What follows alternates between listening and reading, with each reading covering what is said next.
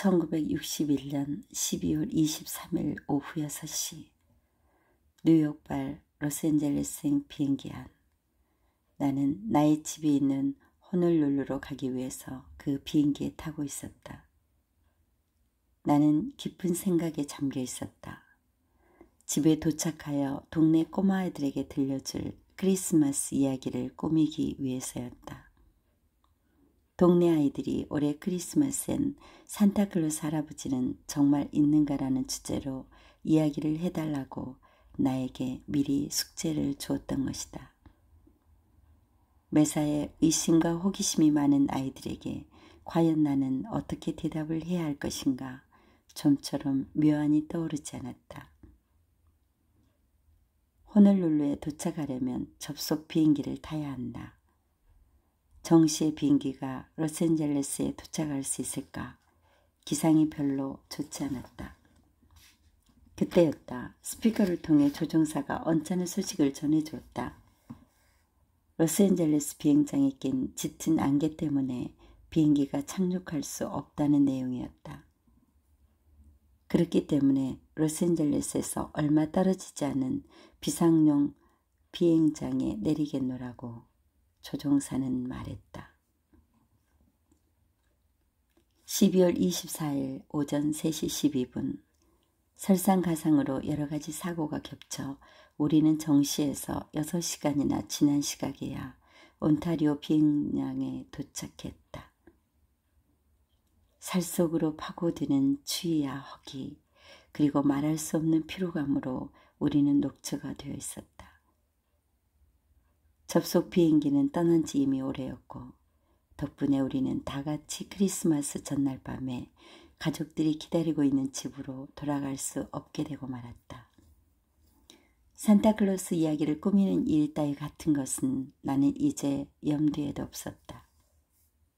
오전 7시 15분 로스앤젤레스 비행장. 지난 4시간 동안에 있었던 일이 마치 꿈속에서 있었던 일인 듯 싶다. 1천여 명의 승객들이 내린 온타리오 비상용 비행장은 마치 아수라장과도 같았다. 수십 대의 로스앤젤레스행 비행기가 속속 그 비행장에 내렸던 것이다. 승객들은 이 뜻하지 않은 사고를 한시 바삐 집에 알리려고 했다. 걱정 속에 기다리고 있을 가족들을 안심시켜야 하는 것이다.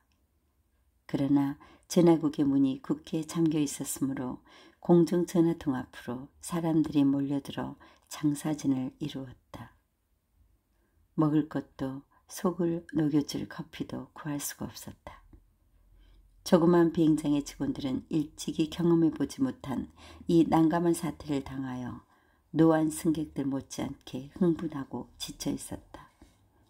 무엇 하나 바로 되는 일이 없었다. 짐짝들은 행선지 같은 것은 아랑곳 없이 뒤죽박죽 쌓여 있었다. 어느 누구도 버스 노선과 발차 시간을 알고 있는 사람은 없었다. 어린애들은 울부짖고 여자들은 종종 걸음치며 쉴 새 없이 아무도 반응을 보이지 않는 질문을 버버댔다. 사람들은 놀란 개미떼처럼 우왕좌왕 서로 밀치고 부딪히고 하였다. 이것을 어떻게 우리 누구나 기다려온 크리스마스 전날의 광경이라고 말할 수 있겠는가? 바로 그런 순간 나는 어디선가 들려오는 자신만만하고 침착한 목소리를 들었다. 그 목소리는 맑고 잔잔했으며 마치 사랑으로 가득 찬 커다란 교회의 종소리와도 같았다. 자, 부인 걱정 마세요. 부인의 짐을 찾아서 때맞춰 라졸라로 보내드릴 테니까요. 자, 모든 것이 다 잘 될 겁니다. 걱정 마세요. 혼란이 시작된 후 정말 처음으로 들어보는 다정하고 부드러운 음성이었다. 나는 얼굴을 돌려 이 말소리의 주인공을 찾았다. 그의 모습은 우리가 북새통에서 잠깐 잊었던 크리스마스 전날 밤을 되살려내는 그런 것이었다. 작은 키에 배가 불룩 튀어나온 뚱뚱보, 혈색이 좋은 얼굴에 기분 좋은 웃음을 잔뜩 머금고 있었다.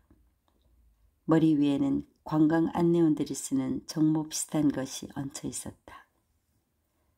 모자 밑으로 흰 코스모리가 부드럽게 물결쳐 흘러내려 있었다. 게다가 방금 사슴들이 끄는 썰매를 타고 눈 볼판을 달려온 사람처럼 사냥 구두를 신고 있었다. 그 사람 옆에는 손수 만든 듯한 손수레가 있었는데 그 안에 김이 무럭무럭 피어오르는 커피 주전자와 갖가지 모양의 종이 상자가 쌓여 있었다. 자, 부인, 내가 부인의 짐을 찾아올 동안 여기서 커피를 들고 계십시오. 그는 커피를 따라 여자에게 권하면서 말했다. 그는 손수레를 끌고 사람들 사이를 헤집고 갔다. 크리스마스에 복 받으십시오. 연신 얼굴을 찡그리고 불만을 늘어놓은 사람들에게 그는 웃음을 선사하는 것이었다. 그는 산처럼 쌓여있는 짐더미로 가서 짐을 찾아 싣고는 다시 여자에게로 되돌아왔다. 나를 따라오세요. 라졸라로 가는 버스에 태워드릴 테니까요. 그 여자를 안내하고 난 뒤 그는 다시 대합실로 돌아왔다. 나는 나도 모르는 사이에 그의 조수가 되어 그를 따라다니며 승객들에게 그 손수레 위에 커피를 따라주고 있었다. 내가 탈 버스는 1시간 뒤에 떠날 예정이었다. 그는 이 우울한 비행장을 밝히는 한 줄기 빛이었다. 그는 사람으로 하여금 절로 미소를 짓게 하는 요소를 가지고 있었다. 커피를 주면서 칭얼거리는 어린아이의 코를 씻어주기도 하고 크리스마스 노래들을 이것저것 듣기 좋은 바리톤으로 흥얼거리기도 하며 당황해하는 승객들을 안심시켰고 또 갈 곳을 안내하였다. 한 번은 어떤 여자가 기절하여 쓰러진 적이 있었다. 그는 어쩔 줄 모르고 우왕좌왕하는 사람들 사이로 비집고 들어갔다. 능숙한 손놀림으로 수레 위에서 약을 꺼내 여자의 머리를 떠받쳐 먹여준 다음 담요를 꾹꾹 눌러 덮어주었다. 얼마 후 여자가 의식을 회복하자 편안한 의자에 여자를 앉히고 나서 확성기를 통해 의사를 부르라고 지시하는 것이었다. 도대체 이런 일들을 척척 해내는 이 우스꽝스럽고 자그마한 배불뚝이의 정체는 과연 무엇일까? 나는 경탄의 자문을 해보았다. 무슨 회사에서 일하고 계신가요? 마침내 나는 호기심을 참을 길 없어 그에게 물었다. 젊은이 그는 나에게 말했다. 저 푸른 외투를 입은 어린이가 보이지요? 아마 보호자를 잃은 것 같소. 이 사탕을 주고 그 자리에 꼼짝 말고 서 있으라고 단단히 일러요. 만일 이리저리 돌아다니다간 정말 영영 어머니를 못 찾고 말 거예요. 나는 그의 지시대로 하고 또다시 무슨 회사 직원이냐고 물었다. 나는 아무 회사 소속도 아니오. 나는 그냥 내 멋을 즐기고 있는 것이라오. 매년 12월이 오면 내가 얻은 2주일의 휴가를 여행하는 이들을 도우며 보내왔다오. 이 바쁜 계절이 되면 언제나 수많은 사람들이 도움을 필요로 하지요. 아, 저게 또 무슨 일이 벌어졌나 보군. 빨리 가봐야겠는걸. 저만치 보채는 어린아이 뒷바라지에 지쳐 한 여자가 눈물을 흘리고 앉아 있었다.